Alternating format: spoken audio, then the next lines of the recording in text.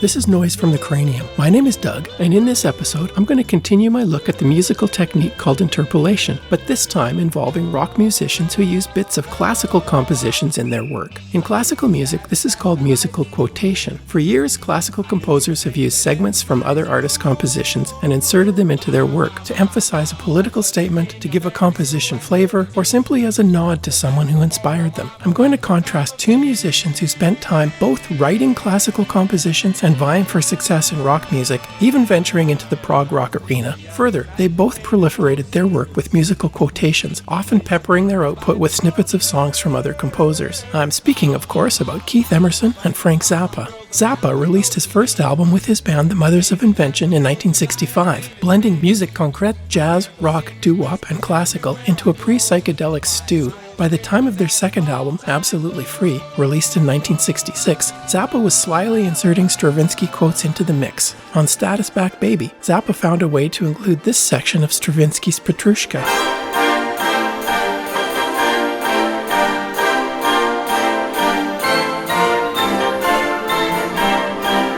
Right after the guitar solo.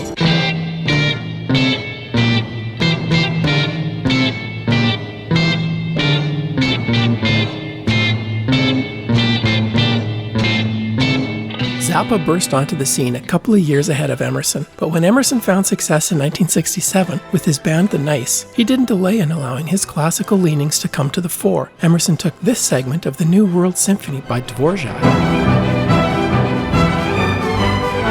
and put it in their version of Leonard Bernstein's America.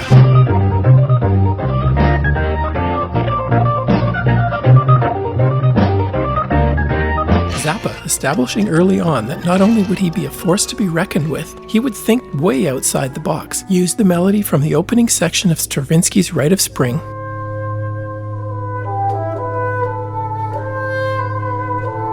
in the doo-wop melody of his 50s pastiche Fountain of Love. Who else would do that? Emerson took a section of Bach's Toccata and Fugue in D minor,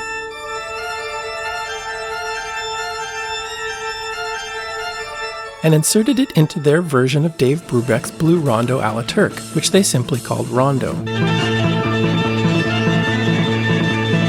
While Zappa would toss off the odd quote, Emerson dove deeper into the classical realm. Zappa's quotes were nicely worked into the arrangement of the songs, sometimes cleverly disguised, while Emerson would lift an entire section or movement and plunk it into his arrangement. He continued this trend with his new band, Emerson, Lake and Palmer, which was formed in 1970. Knife Edge, a song from their first album,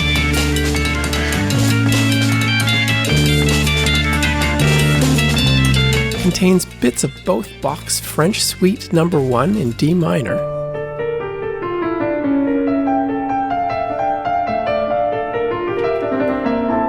and Janacek's Sinfonietta.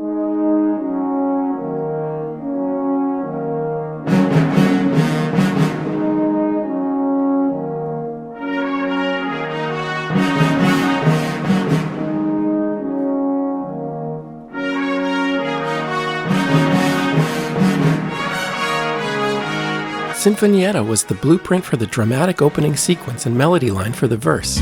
Tread the road, cross the abyss, take a look down at the madness. On the streets of the city, only specters still have pity. Patient cues for the gallows, sing the praises of the hallowed. Our machines feed the furnace. If they take us, they will burn us. Which they revisit halfway through in a beefed-up extended section.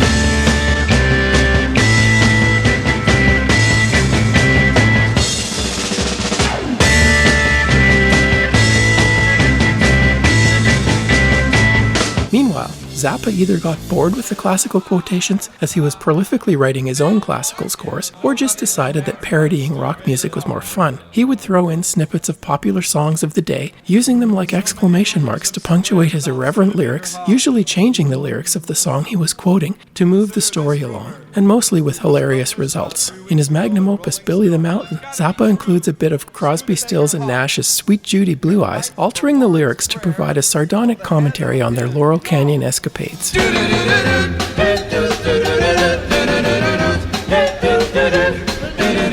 so hip.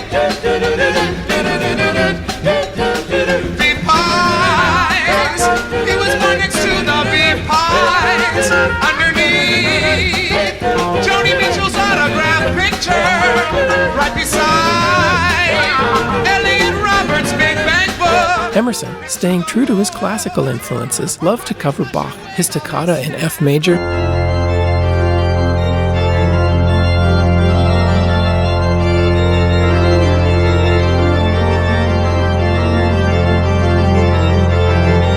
provided the opening theme for ELP's song The Only Way from their Tarkus album.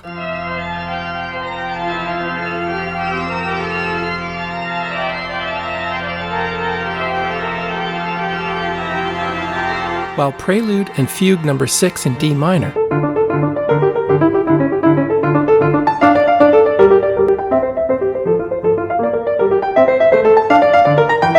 shows up halfway through the song.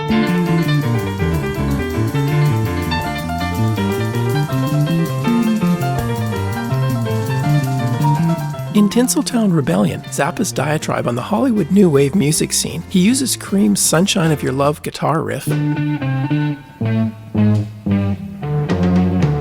to drive home his take on how the clubs in Hollywood were, in his mind, quite artificial and set up specifically for bands to showcase their songs so that record company executives would discover them and sign them to recording contracts. Who come to skim the cream. Much like a jazz improvisation, Emerson takes the melody of a piece by Sonny Rollins called St. Thomas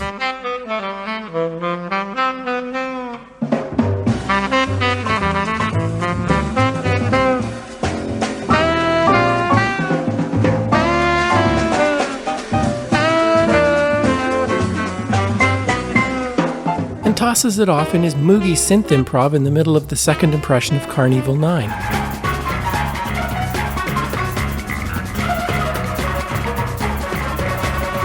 In 1979, Zappa released Joe's Garage, a rock opera parody about being in a band and everything that goes with it. Among other things, he takes this surf rock riff from the Safari song Wipeout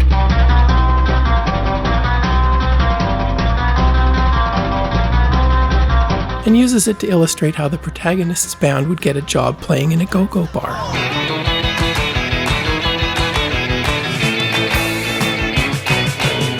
Emerson took the sing-along melody from the Civil War song The Girl I Left Behind Me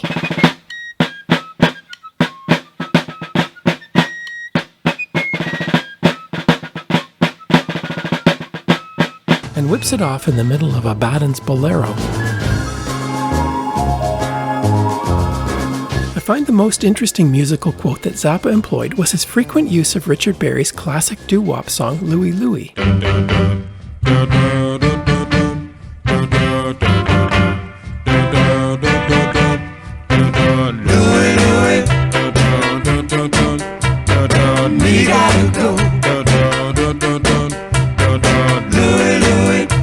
Later popularized by the Kingsmen.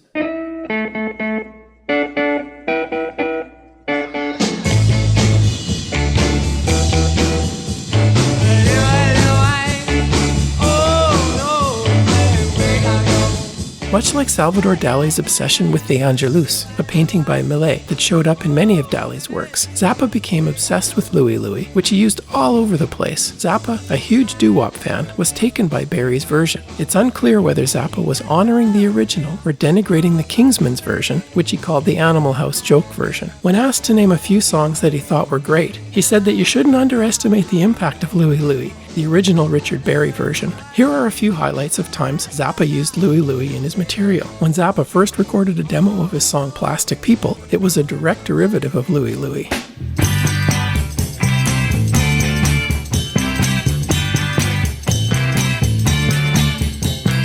Plastic people, you gotta go. It was eventually disguised to hide the influence. An early live recording has Zappa explaining to the audience the difference between Plastic People and Louie Louie. Now, if you'll analyze what we're playing here, if you use your ear and listen, you can learn something about music, you see. Louie Louie is the same as the other song with one extra note. See?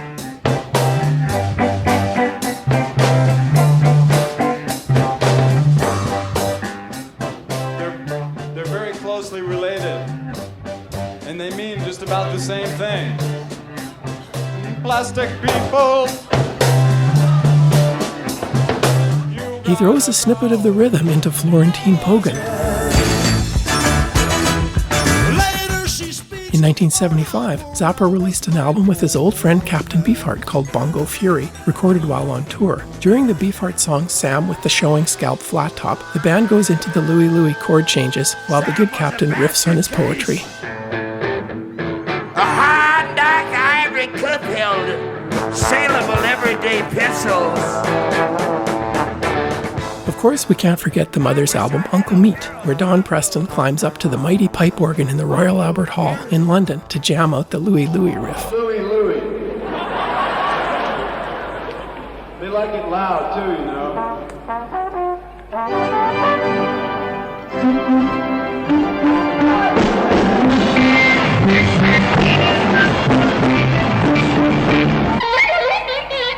I think it's clear by now that while Emerson was fond of quoting intense passages of classical music, Zappa chose to look for comic relief, adding much-needed humor to the proceedings. Further, Zappa didn't just quote musical passages. His lyrics are rife with social commentary, with names of musicians, politicians, celebrities, and anyone else that was relevant or topical. In essence, he was a musical journalist. I'm going to leave you with a final Zappa musical quotation, where he went back to his classical influences and used the Rite of Spring melody in a guitar solo he vamped over the bass line of In-A-Gadda-Da-Vida, which sounds like something Frank would typically think of. He laughingly called it In-A-Gadda-Stravinsky. This has been Noise from the Cranium. Thanks for listening, and I'll catch you next time.